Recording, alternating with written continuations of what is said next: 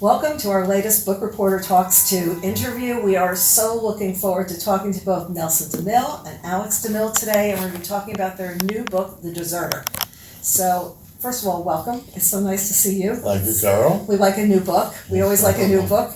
Let's start out. Why don't you give us, the readers, a brief overview of the book? We'll let Alex do that. Sure. It is a Army criminal investigative team who is sent to Venezuela to track down an infamous deserter who left his post in Afghanistan during the war. And he's not just any deserter, he's a captain in Delta Force, so this has kind of caused shockwaves through the Army, and they were very concerned. And it was originally based on the Bo Bergdahl case, but we kind of changed it and complicated it a bit more. And he's cited in Caracas, Venezuela. So the male-female CID agents are sent to locate him and detain him and bring him back to face justice. And it's so easy to get around Venezuela to just find him. It's going to be real simple. Right. You land, you go from the airport, you go to an apartment, you find him. Exactly, Nothing like that, right? No, nothing like that. We'll get into that in a minute. Nelson, this is your 21st book. That's 21st book.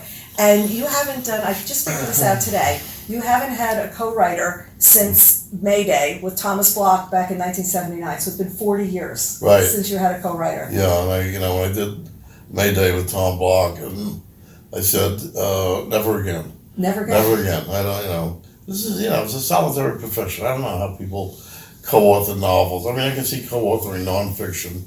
Co-authoring a novel is very tough. Tom Bloch and I were friends since we were literally 4 years old. This collaboration almost ended a friendship. Really? And Tom Bloch was a U.S. Air pilot, and the book was Mayday, and so it was an airline disaster novel, as the title suggests. He knew his stuff, but it was just a clash of egos, and he was a writer, not a novelist, but he did a lot of nonfiction. So I said, well, we bring Tom in, and, he has a nonfiction book, but all of a sudden he got the writing bug, and he wanted to become like the greatest novelist. All right, we got it done. It was a bestseller. It was a CBS TV movie with Aidan Quinn, and everything was good. Book of the Month Club selection, but we didn't speak to each other for about a year afterwards. And I had a sign after I made a sign that said "Collaborators will be shot." And so I never wanted to do it again. But my publisher a couple of years ago suggested that I come out with 3 co-authored books with a new series. And I said, all right, 40 years is enough time. The trauma's gone by now. And I started off with another writer, a very good writer, but we just on the wrong page. And I put the whole project aside. I said, somebody's telling me collaborations don't work. And about 6 months later, the publisher called. Have you looked for another co-author? I said, no, actually. Haven't looked that hard. No, I haven't looked that hard. But then one day it just struck me. It was like a night. I said, my son is a screenwriter, and Alex has started 2 novels, so he knows that structure, knows the structure of any story, any storyline, the arc of the story, and all that. So I called him up and I said to him, "How'd you like to make some money?" That's good. That's a good call. Started out that way. Not do you want to write the book? Do you want to make some money? Yeah. Okay, let me tell you how you're going to do it. Right. So you grew up watching your dad writing, like all these years. Did you ever think that you would be collaborating on a project together? No, never. I mean, of course, growing up with a novelist father, you think, oh, I can do this too, or it's possible, and I did dabble with writing books that, ridiculously ambitious books when I was, in my teens and 20s. But no, I mean, I kind of pivoted to film, and I was been doing a lot of screenwriting, but I never expected to come back to fiction novel writing, let alone working with him. Right. So what's the biggest difference you found between working for screen and writing a novel?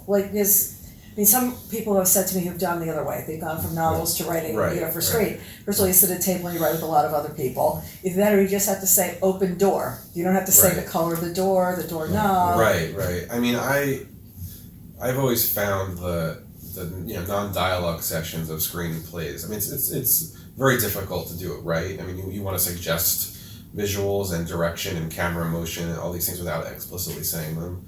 You know, because as a screenwriter, you're not really, unless you're the one making the film, you're not actually in charge of all these things you want to be in charge of. So, right. So, and whereas as a writer, you're in command of the entire world because you have to be, because you're the only person. I mean, the collaborator, but it's just the written word. So that was really exciting.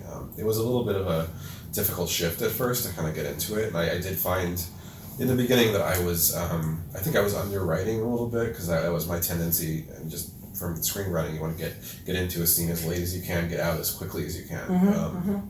And then, you know, my dad would give me notes or sometimes do some revisions that would show that, okay, this is a good scene. We need to milk it and see get all of the possibilities of this interaction or this action scene or whatever it is out. You know, so that was interesting to kind of learn how to a degree, you know. It gives you more wiggle room, it gives you more breathing room. What to do? Did you start with an outline? Did you have an outline of what you wanted to do, or did you just talk through ideas? You know, we had the idea of the book, which was a deserter. That was initially what the publisher wanted, and the other writers, or the other co-author that I worked with originally, kind of outlined it a little bit, but we wound up throwing most of it away. We saved the opening scenes, and that was about all we saved. I wasn't quite sure where it was going because, you know, like any chase and escape, any detective novel, you're looking for somebody. You're in command of the book, you're in command of the world.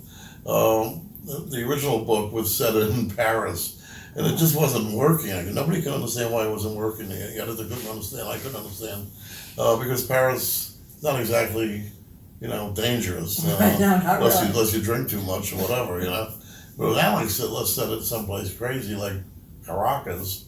And instead of the deserter, in real life was Bo Bergdahl, who was this kind of schlubby guy who deserted for some reason, got captured by the Taliban.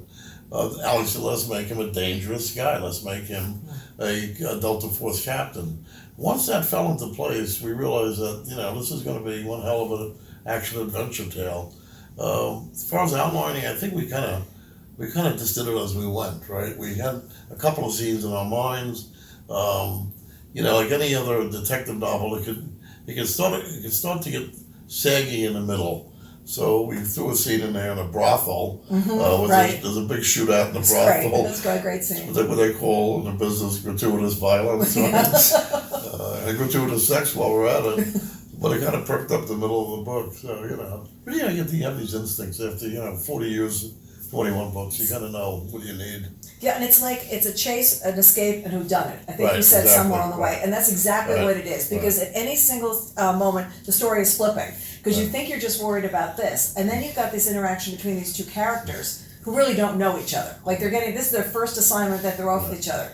He definitely would like to be spending more time intimately with her. Right. She is definitely, you know, pushing away. But at the same time, they both are carrying a lot of baggage. And I thought that was really interesting because you're playing out that baggage and where you're going to drop those in. It's not all up front. Yeah, right. And yeah, it's a manhunt story, so there's a mystery of where is this guy. But then there's this bigger why he deserted in the first place. Why the hell is he here? Which we wanted to keep in the background as like the kind of constant mystery. So it's not just about, you know, an action adventure of finding someone. It's also about solving a mystery at the same time. And yeah, as far as their backstories, there's also the mystery of, without giving too much away, about what their allegiances are and if anybody's hiding a secret. And it was fun just to kind of have that all come together. And it was challenging to figure out when to apportion, when to reveal things and when not to. And that's where his experience came in as far as revealing, knowing when to reveal. Yeah, I think my tendency a couple times was to hold on to things a little longer. It's like, what if you reveal this a little earlier, then that actually leads to this other thing more organically than if you were, you know, to hold out on it too long. So I'm picturing Nelson with his yellow pads with his number 1 pencil writing. And then you handwriting that you can actually read over to Alex, because my handwriting isn't illegible. They used to ask my kids what kind of doctor I was. So you translate what's going on and then go back and forth? I think I can read about 85% of his handwriting, okay. Which is more than most people. But I can't. His assistants are, you know, experts at it. So if he was writing anything, if he was doing, you know, line edits, I would get scans of pages with his pencil, notes and stuff. But if it was, let's say he's going to insert a paragraph or even a whole scene, his assistants would type it out, and I get that. But so I was often getting scans of my typewritten pages back with the changes on the sides. On pen and pencil. Yeah, Alex wrote first draft. Right. That's what we decided to do up front. We had 2 or 3 chapters that we managed to save from the original book. And the logistics is so much easier today to do a collaboration than when I did this collaboration for May Day in 1978. It was literally in the envelope, and he mailed it. Tom Block lived in Pittsburgh. That's where he crew based out of Pittsburgh. And now, instantaneously, I had copy, and I could work on it, and then I would get it back to Alex. But logistically, it was much easier. It speeded up the process. That process, which is just kind of dead time, that we've all experienced who have been around. I mean, my first typewriter was manual, then it was electric, and now it's a computer. So those things were always in the way of not just collaborations, but writing in general. Now, it's much easier. You can. In the old days, I can't imagine how people did collaborations years ago. You made line edits on the paper, but you were gonna actually send that to the publisher with ink marks on it. And if you had too many ink marks and too many words inserted, you had to type the whole page over again.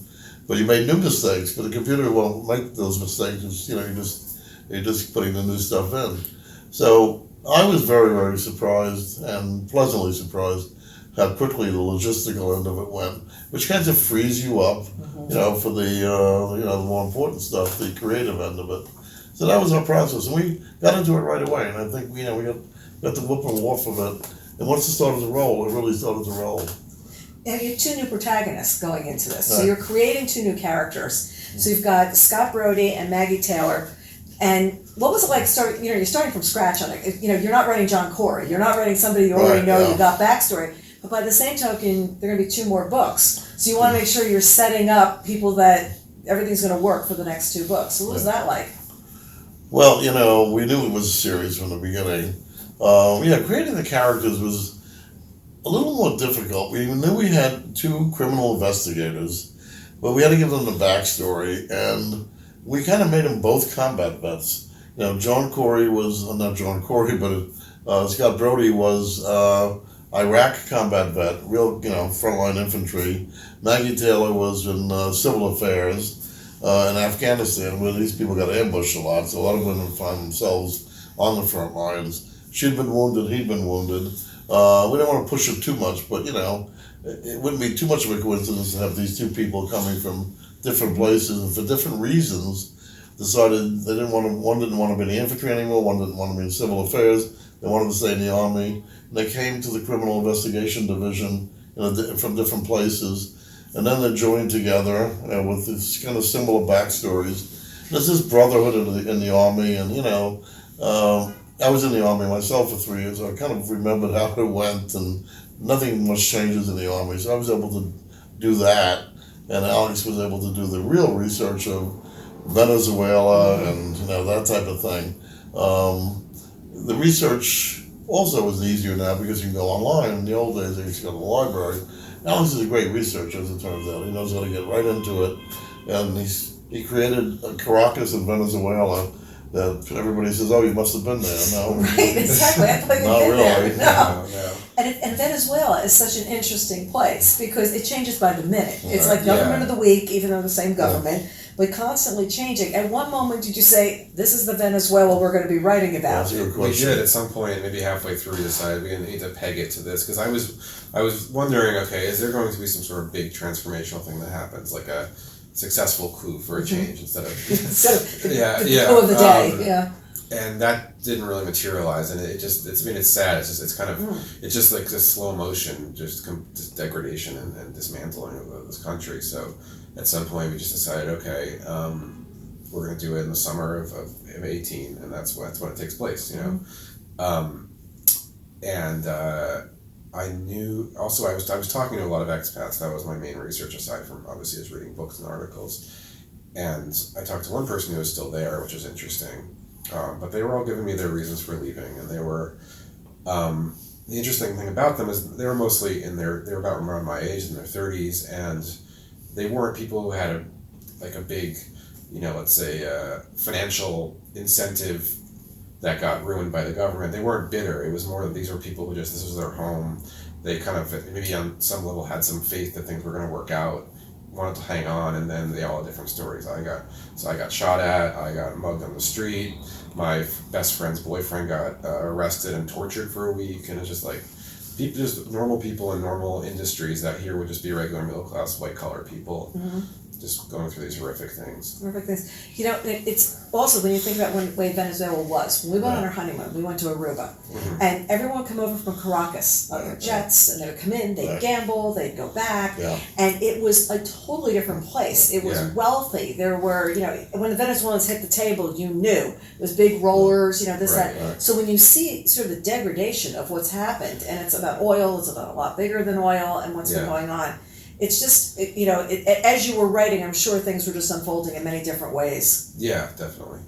So it's like one of the joys of sitting and writing, going, okay, this is the time. So where's the next book going to be set? Well, the current plan is Berlin. Well, at least you can go visit. Exactly. Well, you can go visit without a bodyguard, That's right, yeah. And it's one of my favorite cities, and I've been there a number of times, and you've been there a number of times, so we know it. I'm going to go back anyway to research. But knowing that the story in one way or another is going to involve a criminal case involved in the U.S. Army, I think this is a city that has so much history with the U.S. Army, really interesting history, the Cold War, and obviously the World War II, and what about that can resonate and can echo into today, and also I feel like Berlin and Germany are at the center of so many of the crises and controversies going on in Europe right now. Mm-hmm. So it just seemed to me like a really rich setting. A new place to go to, someplace else that you can go research. I will say that, speaking of, what I really did like is, in the front of the book there is the map, because I originally read a galley, and it did not have this, so my husband and I both read it, and we were both on Google Maps, a lot, because we were trying to figure out, okay, what is going on, where are we, we're up in the mountains, what's happening. So I was really glad to see, was that something they decided to do early on, or later on? I decided. Yeah, you decided, yeah. I'm a big map guy. Yeah. I like maps, but you mentioned it too, and there's always a little extra cost of that map, but everybody comments on it. A lot of my books have maps because people. It's a written word, but you want something visual. You might not want pictures on the pages or anything, but you do want something to hang on to while you're. And then people read on Kindle, so a whole different thing. But I thought a map, you can punch up and see, what's going on when you're doing that. But I found that, okay, they're going up in the mountains, they're going here, they're going along the river. You want to see how far it really is going to be. Because it's not a place that anybody knows that much. Like, people have been to Berlin. A number of people have been there. They've read a lot about it. This is really foreign territory, literally, for a lot of people as far as, writing. And my husband and I were both commenting. I also did something with this book that's different for me, that you probably will love as writers, is I didn't read quickly, because there was a lot to absorb, and there was a lot to follow, what was going on. Because usually, read a thriller, you flip through. But not this, because it was there was a lot of wait, what's really going on here? What's the real backstory? Where's the danger? Because I don't understand the danger, because I don't understand where they're walking into. So it's a really interesting point. Nice. Yeah. On the map subject, I became, just through research, just completely obsessive with Google satellite views. So I was constantly looking at these satellite images and we're setting this at an airport. What kind of aircraft do they have at this airport? And I just pull up the satellite picture, and I'm looking at these aerials, and then they're going down the river, and you start to zoom in on these twisting rivers in the forest, in the jungle, and at any moment you're taking off, and there were so many great scenes of them trying to get away from places, and it was. Okay, how are we getting out of there? Because, they were doing the same thing. They were navigating with maps because they did not know the territory either. It's not like they knew everything. They were pulling up the same kind of images to try to get themselves in and out. Right, and when you're trying to come up with clues, it's interesting to study the map and think about, okay, what's a clue that might direct me into this place, and what makes this area specific versus this other area. It was challenging, but it was fun. It really, really worked. The other thing is, Nelson, you're known for your wit and with all your characters. And I noticed that, at what point was that inserted? Did you get dialogue and then you go, let's ramp up the wit here? Yeah, that's basically what it was. You know, you got to be a little careful with the wit, obviously, because it's a dangerous situation. But I always go back to the army. You know, I was in Vietnam. I was in combat, and there's this GI humor. No matter what was happening, somebody would make a wisecrack. Right. You know, somebody would be shooting at you, and they'd say, "Oh, these guys can't shoot. Don't worry about it. Stand up, Lieutenant. Stand up. They can't hit you." But he had to make a joke, and it was the darkest of dark humor, and I carried that over into some of my characters in other books. And it's it's not so far fetched that you say this nobody would make this kind of joke. No, they would, and they're both military. And I think Maggie Taylor also appreciates the humor. She's kind of witty herself. She is. But she's a little bit more than by the book. He's a little bit over the top. He's a guy who is very self-assured. He's almost arrogant. They tell him, go and find this guy, Kyle Mercer, the deserter in Venezuela. And he says, okay, so I'll be right back with him, that kind of thing. So, I think people respond to that kind of a very, very self-assured male character, and then a woman who kind of keeps him reined in a little bit, because this guy will get himself killed if she wasn't there to be the voice of reason. I think they worked well together. They always say if the author's not having fun with the book, the reader's not going to have fun with the book. We had fun at some point. I can tell you we're having fun, and it's also. You're in your 30s, so it was you were writing that younger voice and nailing that. So that was, I think, really helpful as well. Very good point. Sort of be Good point. He would correct these. He would say, no, they would not say this. This is what you would say at your age. They would not say this at 30-some years old. It was complicated too with the gender politics of men and women. I mean, there is no universal way that any given generation talks. It depends on where you're from and everything else. But from where you are in the country. Yeah, from where you are in the country, where you can say and get away with and whatever, and it's just very, very different. You're also at a different time. It's a completely different time. Yeah. So the book is narrated by Scott Brick. Right. I actually listened to some of the audio last week. Who's narrated all of your books? Almost all of your books. Yes. Corrected. Now, do you listen to them afterwards, or do you listen at any point? Yeah. I mean, he's very good. He's like the voice of John Corey, my main series. But he did the Cuban Affair, and he did this book, and he's really good. I mean, I get a lot of fan mail through my website, and a lot of it has to do with Scott Brick. People, this is how they came to the book through the audio, and I always pass it on to him, and I always he appreciates when I get fan mail from me, which is really for him, and I forward it on to him. It's important, obviously. He audio books. I'm not an audio book fan usually, but sometimes you get carried away with the story, and you can. Before there was a written word, there was a spoken word. This is how we all told stories. This is, where the Iliad and the Odyssey came from the spoken word. And I think it appeals to all of us just to have somebody telling a story. Yeah. And telling it well, with a well-modulated voice and a lot of self-assurance and not too much theatrics.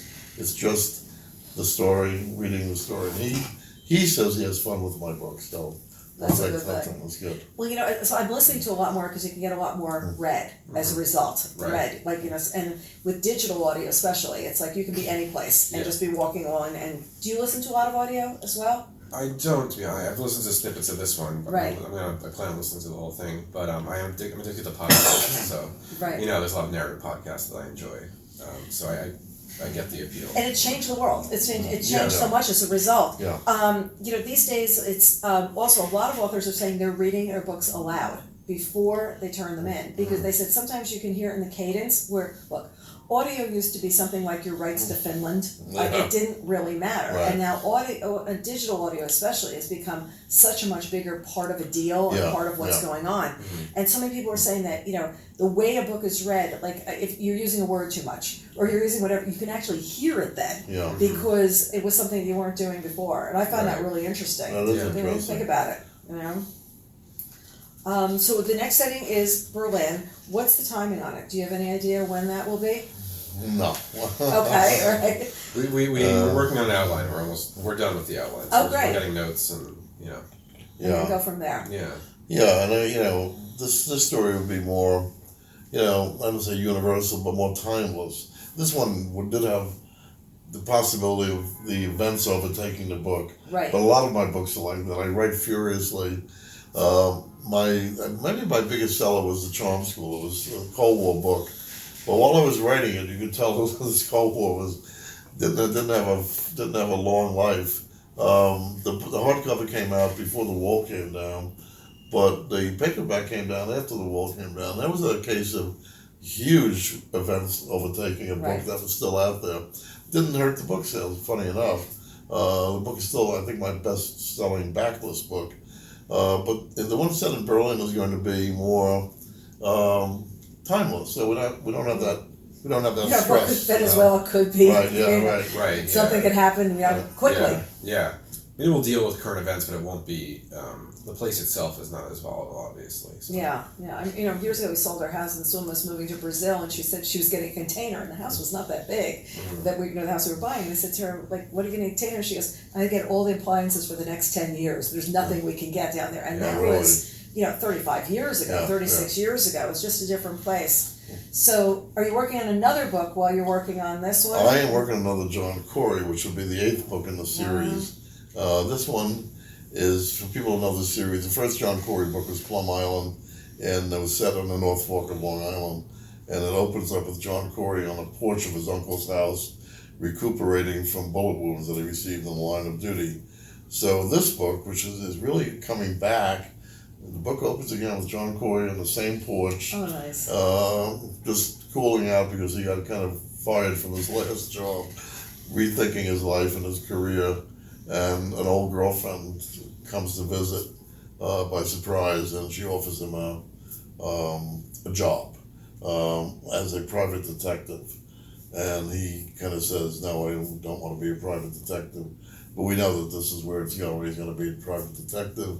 They're going to give him a small case. It turns out to be a very huge case, etc., etc. So, and I'm having fun with John Corey, and that is actually my biggest selling books, the John Corey books. It's a good series, and we, and the first book, Plum Island, wasn't meant to be the first book of the series. It was a standalone, because I had only done standalones up to that point. But now we're working with Sony TV and others to do a John Corey series. Nice. We've been working with them for a long time, but usually when a project goes bad, you never hear about it again. But this is, they really want to do it. You can tell they really want to do it. It's a different world. It's a different world. The world of TV is a different world. I don't understand. I totally understand feature films. I've been working with those people for 40 years. TV is a whole different thing, but when it works, it really works well.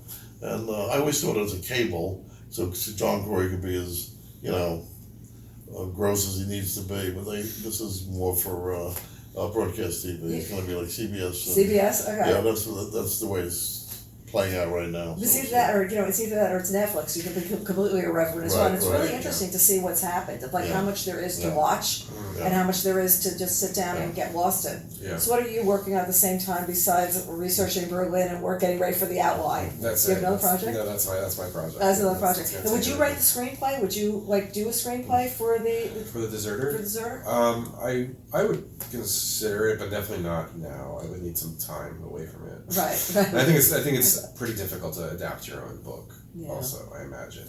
Yeah. You don't quite know. You can't possibly approach it the way an outside person who's creative can say, okay, this is this is what we need to. The adaptations are complicated. I think I could do it with a little time away from it though. Mm-hmm. That's but the best adaptations were, Mario Puzo doing The Godfather, sure. Michael Crichton doing his books, Mm-hmm. William Goldman doing Marathon Man. Brilliant book, brilliant screenplay. Mm-hmm. So many of my books have been sold to the movies, and the projects have died because of bad screenplays. I'm starting to lose my faith in screenwriters. But the very successful books are done by, the screenplays are done by the novelist himself. Alex is now both. Now he's a screenwriter and a novelist. Yeah. And I think he can do it. He just doesn't know he can do it. But you got to stay away from him. You gotta get away from I've got a book to write though. You got a book to write in between. Right. Something to do in between, and that's important. It would be an interesting process for sure. Yeah. Well, I look forward to seeing what both of you do next. The next Sean Corey and going into Berlin and seeing where these characters go has really, really been. It's so nice to see something new and fresh and be excited to see what's going to happen next. Thank you. So Thank you, and we're excited to be. We never thought we'd. You never thought we'd be going on book tour together. No, This was not in the plans. No. This is not in the plans, but it's good. Everything's been good so far. People have really responded well to the collaboration. And Alex is, I think left the world of film a little bit reluctantly, but I think you're now happy in the world of publishing. I've still got a foot there. You got to fight. I've really enjoyed this process. To get anything made Hollywood is so much harder these days, and and then what I was saying was coming down to the writing, because it's like writing The Wire, writing The Deuce, writing all this stuff. They're bringing all these people in, so they're bringing in so and so.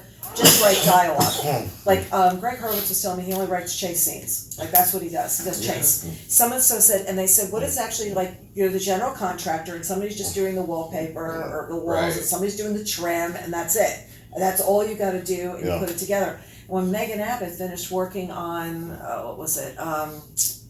The Deuce, they said, now you're going to go home and write by yourself. And they said, just write what you did it. That long she shot. What did she shoot? My wife's a cinematographer. She just shot Dare Me. Oh, she did. Yeah, oh, how fun! And Toronto. She became good friends with Megan. She had a great time. Yeah. That looks. The set looked like it was really fun, and it looked like there was just a lot of great, energy going on there. I'm looking forward to seeing that one. Yeah, she had a great time. It was just that's some story, and it's some edgy story, and it's still, even though books been out a couple of years, the story still holds up about exactly what those girls are like and what they're going to do. So, well, you have a big tour ahead of you. You have a lot going on. I really appreciate your coming by to speak with us today. It really meant a lot. Thank you so much. Fun. I'm glad to see your offices. Yeah, exactly. Our studio offices. Just a few books. Yeah. So thanks to everyone, and we look forward to seeing you next time, and read on for some more about The Deserter.